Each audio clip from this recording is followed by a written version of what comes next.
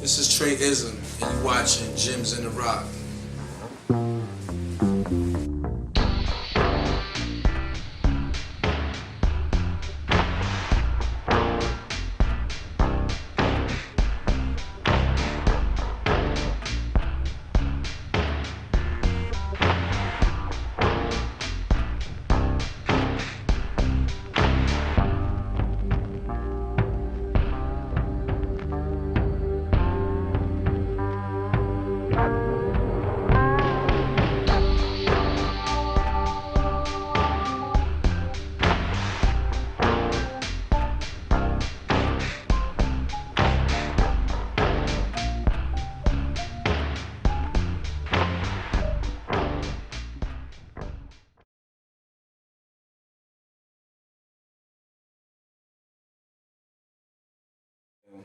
What is your thoughts about just being on the court when you're incarcerated? Just far as like you talking about like you know like me, I'm sitting and then I'm just looking at the past and where I should be and what it could have been and things of that nature. Like when it's rec time, you know, people got Oh, you talking about playing basketball in prison? Right. Like that. Like, did people know who you was before you got there? Did you like? Yo, like for one, I didn't do state time. I did federal time. Oh, okay. So that's what's like the first yard I ever hit was in Elkton, Ohio. Probably like 2008. Probably only like 15, 20 cats from the town. I got on the yard 1 hour. The town knew I was on the yard the next hour. The hour after that, the whole yard knew I played, knew how I was. Okay. You know what I'm saying? So when they rolled out the balls in the yard, what have you, was anybody like? You used to call me Terminator in the federal system. I hit four facilities on my little my journey. Little stretch, right? My little stretch. But every time I got to where I was going, they always knew I was on my way. Okay, so now before that, you were in college or you were in college? Right. I was in college. What college did you go to, and what was it like being a freshman, starting over again, having to, reestablish yourself and getting acquainted with the whole college system? And this is the because I'm like really, like I'm I always been a pillar in my city. Like, you know what I'm saying, like negating the basketball part of it. You know what I'm saying? And a lot of people, it's hard to explain, man. Like a lot of I'm a very personable dude, but I'm also a very like unapproachable person also. Like, just the dynamics of, you know what I'm saying? Where you came from. Well, like the environment and no doubt the history. Is it hard being like being so popular to the point where, you don't know who is approaching you for whatever reason? Yeah. Not today though. Right. Not today though. Not today. Right. Not today. I'm blessed today. I'm blessed today. Not today. I'm glad you asked me that. Not today. Yeah. But it's just that this is a special city, man.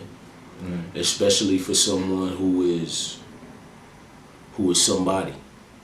Like everybody is somebody, but some people are just like some people ain't supposed to be here. Some people are too big for, you know what I'm saying, for where they land at. You know what I mean? They don't know how to handle that pressure. Yeah, like whether they know how to handle the pressure or not. You know what I'm saying? Like I always handled the pressure well. You know what I mean? But I made a couple bad decisions along the way. You know, and I like everybody always like it's up in there. Like nobody knows like really like what happened with me and my career. You know what I'm saying? Like so, like when I left Franklin, I went to prep school, Maine Central Institute. I went to the #1 prep school in the country. They was recruiting you? They already knew about you? Or? Yeah. I went to the #1 prep school in the country. I was the only person on the team that wasn't top 50 in the country. So you was like a damn near walk-on. Right. And I ended up leading the team in scoring. I love being a walk-on, boy. Yeah, Nobody know who you is. I ended up leading the team in scoring. I played Eric Barkley, Ed Coda. Okay. Ronnie Griffin, Keith Bean. Shout out to Ed Coda. Like, okay. you know what I'm saying? My boy. Okay. Like Aaron Williams. Like, you know what I'm saying? From there, I signed a letter of intent to go to the University of Rhode Island. And on the way that way, I had legal issues, which they didn't take my scholarship. They put it on the shelf. And from there, I went to, I still was in Rhode Island, but I went to Community College of Rhode Island. Right. And that was 1997. I finished there, #7, school in the country there. Whoa. The homie too, that same year, the homie Jermaine Taggart too, like for a long time, me and him was going like every week, like 1 and 2 in the country. Just going at like it. scoring, like low 30s, high 20, high 29, low 30s. What Taggart? What school he went to? He was at Corning. Corning. Okay. Yeah, and if I ain't mistaken, I think I finished like 27 a game. Like 27-9 or some shit like that. Putting up numbers. Yeah, and you know, from there, from there, you know, the coaching relationships that I had at Rhode Island, they ended up going to Atlanta. They ended up going to Georgia. I'm talking about Jim Harry, who originally was at UCLA, who I originally signed my first letter of intent with. Okay. I actually was going to UCLA to play both. You know what I'm saying? So I ended up just falling out in limbo, man, and I was out of school. I was out of school for like a year. You know what I'm saying? Handling your business or handling your business? Nah, when I was out of school for a year, man, I was back between them curves. You know what I'm saying? Trying to figure it out. Trying to figure out this hood. Yeah, and then I was blessed to meet a guy who helped me figure it out. And from there, I went to Wabash Valley University. From there, I went to St. John Fisher. Man, I went on a world tour. So you had opportunity after opportunity after opportunity after opportunity. Yeah. And do you feel like a shadow was cast upon you, or what was you doing that wasn't right, you feel, going through that journey during that time? Only thing I wasn't doing right, or the only person or peoples I wasn't doing right was myself. You understand what I'm saying? Like I was a grown man at that point. You know, you might tell me nothing. Right. So I really wasn't doing nothing, but I was doing it to myself. But more than anything, I was taking for granted. A gift I was taking for granted. Right. And my grandmother always used to tell me, you know what I mean? Like my granny, you know, like my granny was the launching pad. You know what I'm saying? Like, take that there, leave that there. Like, you know, leave that there. And my granny, every time she see me, she used to always say every once in a while, like, yo, man, God go take the basketball away from you. Right. That's right. And I used to be like, Grandma, like, yo, like, why you jinxing me? Like, what, you want me to break my legs or something? She was like, nah, you ain't gonna never break a bone in your body. She was like, but that basketball ain't gonna treat you like how it's supposed to treat you if you keep on playing both sides of the fence. She was like, you'll never be able to play basketball again. Kept it 100. And I used to be like, yeah, okay, whatever. You know what I'm saying? You should just keep it moving. You know what I'm saying? 2-3 years later, I was in federal prison. Dang. Playing both sides of the fence. Right. Like actually, like right before all that transpired, you know, I was back in the gauntlet. Like I was going to the NBA pro-ams that I was getting invited to. Okay. The camps, you know what I'm saying? You know, going out west, you know, like going to the little overseas clinics and camps. You was and still stuff trying like to get it in. Yeah, Still trying to get it in. They came. You know what I'm saying? They came. Yeah. The town is small. They got a lot of players on east side, west side. When I first came up here, I used to ask that question in terms of the side was live, east side, west side. As far as ballers is concerned, do you feel as if there's a certain side that has more ballers than it? Okay. Nah, we got shooters all over this land right here. Boy, it's you really can't say you really can't say because like half the cats from the east side, from the west side, half the cats from the west side, from the east side. Like, right. You know what I'm saying? Like, you really can't say, man. Like, out of all schools in the city, all right, what school Franklin was your toughest school to play against? Like, in your mind, as well as rival.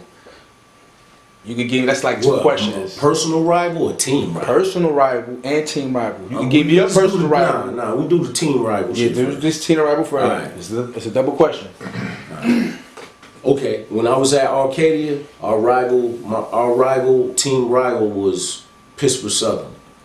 The GOAT, Ryan Blackwell. Cats don't be talking about something like that. Yeah. Ryan Blackwell. So I used to get it in. GOAT. Hands down. Like prototype. 6'7", played the 1 to the 5 when we was in high school. Wow. GOAT. Straight GOAT. When I was at Franklin, man, Edison was our rival, I would suppose. Gotcha. That was our hardest. The 2 years I was there, Edison. You know what I'm saying? Edison. They had some dogs. Sean Levert, Reggie Hester, Shamar Johnson, Walt Clyburn, Potter, the Potter boy, the twin. You know what I'm saying? And Paint down there. It was deep. They had some dogs. So I say Edison. Deep. And now when you say, yo, like when you say personal rival,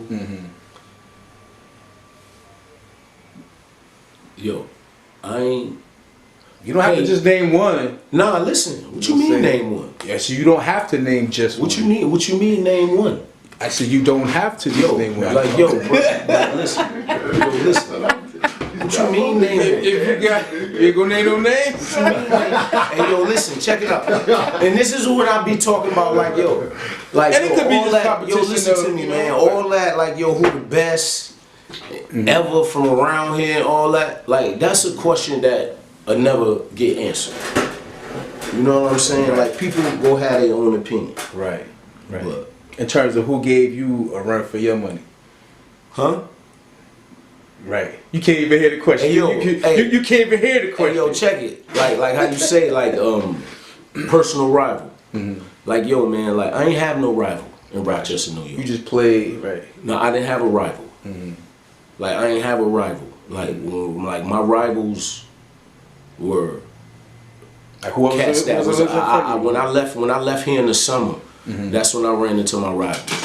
But when I talk like when I was coming up, that 716, yeah, I come up first. When I was bouncing the ball, I was it was 716 around here first. 716. Yes. Like man, I ain't have no rival. And then like my rivals was when I jumped off the porch, 15, 16 years old. Like none of my peers were my rivals. Gotcha. Like Terrence Mitchell was my rival when I was 15. Like Glenn Taggart was taking me through the gauntlet when I was 15. Trent Neal was taking me through the gauntlet when I was 15. Like I told you, like when I was 14, man, I played against Brad Rucker, Robert Stevenson, Marlon Johnson, Boswell King, like Calvin Mel Hill, like them dudes, like, and like my peers played with them, and they wasn't even on the court. I was in the gauntlet. Right. Like when I jumped off the porch, everything was food. Right. It was everything was food. By the time I hit 15, 16, everything was food, and that was anything from 8 to 80. Right. Everything. Damn. Everything. Like I remember when I was popping out 9th grade, like fucking with John Wallace. Going to fuck with John Wallace at Athena on the weekends. And cats used to be looking at John crazy because he used to pick me first. Whoa, you know what time it was? You know what I'm saying? Like stuff like that. Like I ain't never have no rival in Rochester, New York. Right. Ever. Anything that ever stood in front of me was food. I got humbled. I got humbled one time in my life. God bless the dead. I grew up with this kid. He a couple years older than me, but God bless the dead. And this was when I was at Arcadia.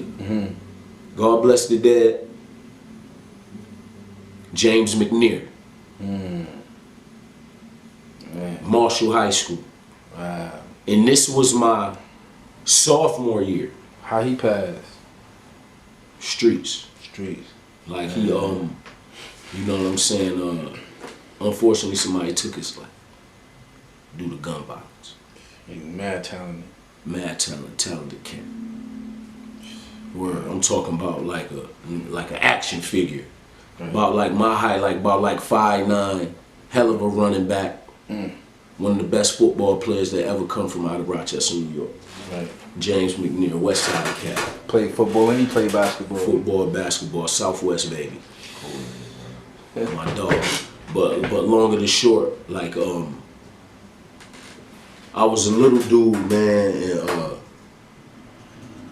we played Marshall. It was the first round. And the dude face guarded me the whole game. I had 4 points. What you mean face guard? Like he face guarded me. Trying to deny you? He face guarded me the whole game. Like I said, dude was diesel. Like I couldn't move. like he face guarded me the whole game. Yo, that shit changed my life. Right. That shit changed my life. He's like, I ain't fucking with this. Nah, that shit changed my life. Yeah. Like any shots a cat ever got from me. If I ever embarrassed a cat in that square between them lines and all that, it's because of him. Like you blame him, don't blame me. Like, but he changed my life. You know what I'm saying? That like if it wasn't for cats like that, like I wouldn't have. You know, he was like a glitch for me. Like that changed my life. As far as like you knowing when your career was over, when did you come to that realization? When was that moment when it just hit you, where you was like, you know what? You know, I might as well just hang it up. Well, you like that take me back to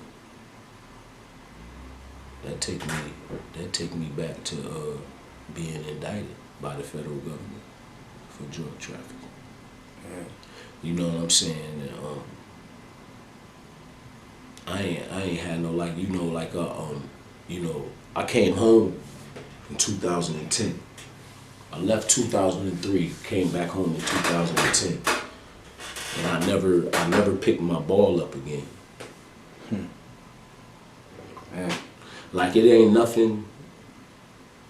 Like besides loving my family, I don't know how to do nothing better than love my family, but bounce some basketball. Right. You know what I'm saying? Like I don't know how to do nothing better than that. Nothing. If you could, You know, if you could look back in time to talk to your old freshman self in college, what would it be? Like, what advice would you give your freshman self if you could go back in time? What would you do different?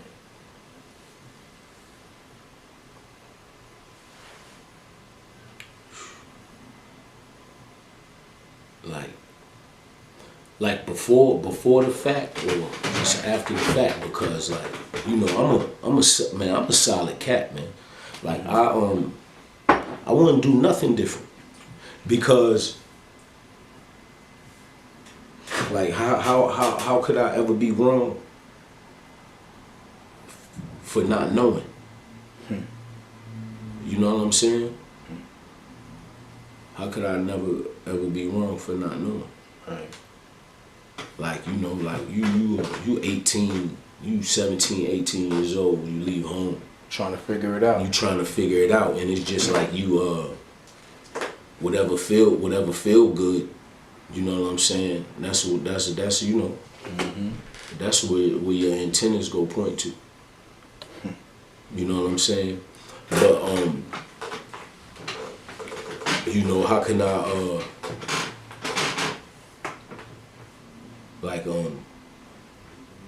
like how I say, like not knowing, like if you ain't never got in trouble, like if you ain't never been in trouble, you know what I'm saying? Or if you never been, how could I say, reprimanded for being in trouble? Yeah, that's what I'm saying. If you were hindered to do better because you was pampered, because you were a superstar, and no one was really to be and check this out. Direct. And check this out. Let me kill that. Let me kill that hatchet. Like, I had so many second chances. You know what I'm saying? But the basketball ain't never give me no second chance, man. I had a father. Right. I got a father. So you had no excuse. My father created my second chances. No doubt. Alright? Because regardless of me playing basketball or not, like the basketball wasn't saving me. My daddy was saving me. You know what I'm saying? My daddy was saving me. Like, and hear me out. Like, my daddy was saving me. Because he loved me so much. Right. The basketball wasn't going nowhere. Right? And it was just like,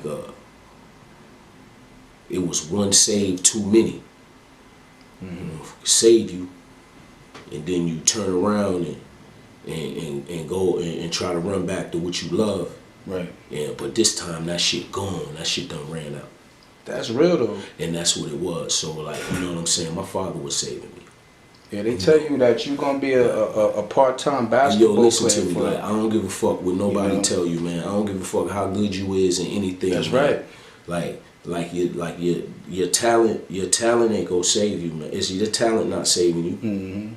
Like, it's a million of me and you. Gotta be hard work. It's lucky, millionaire, chance type thing. Yeah, it's a lottery pick. It's the people who you're around, who you need to, you know, the right people that's around you.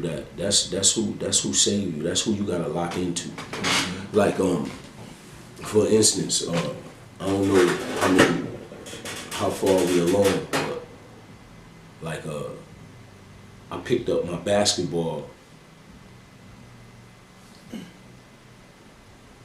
17 months ago this month. I picked my basketball back up after not touching it for 15 years, 17 years. How did it Picked feel? my basketball up. How did it feel? It was surreal, but like I picked it up with a purpose. I ain't pick it up to go shoot around and or nothing like that. I picked Share it that up, purpose. like,